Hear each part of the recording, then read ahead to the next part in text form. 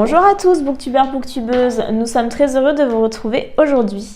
Alors je change de mes romans pour passer dans la BD avec Essence de Benjamin Floyd et Fred Bernard. Alors c'est une BD pour laquelle au départ j'étais totalement perdue.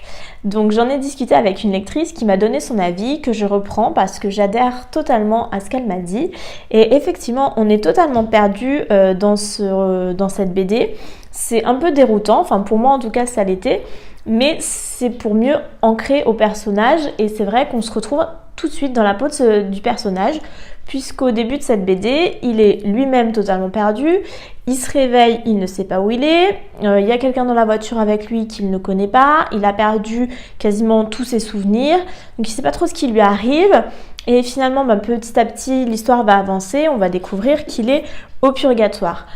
Au purgatoire, il y a plein de possibilités pour lui, c'est assez chouette. Il peut changer de voiture quand il veut, il peut voyager, il peut rencontrer des personnes célèbres comme James Dean par exemple.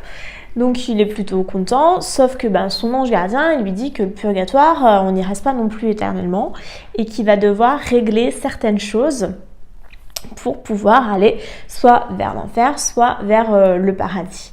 Donc effectivement cette BD m'a beaucoup surprise par tout ce côté déroutant. Effectivement, on ne sait pas trop ce qui se passe et finalement on voit comment les choses vont peu à peu se mettre en place, comment l'histoire va avancer et comment justement les idées du personnage vont elles aussi se décanter. Donc c'est ce qui est assez chouette dans l'histoire parce que tout de suite en fait on est dans la peau du personnage principal. N'oublions pas en plus que c'est une BD, donc l'histoire a son importance certes, mais les dessins aussi. Et c'est ça aussi, c'est qu'il n'y a pas énormément de texte par moment et du coup ça laisse toute l'importance au dessin et à l'image, à tout ce qu'elle peut nous dire sans mots justement. Et c'est ce qui est beau dans cette BD. Ça m'a d'ailleurs donné envie de lire d'autres BD. Donc n'hésitez pas vous aussi à la découvrir. Et en attendant, retrouvez-moi sur ma page Facebook et mon Instagram. À très vite, bisous.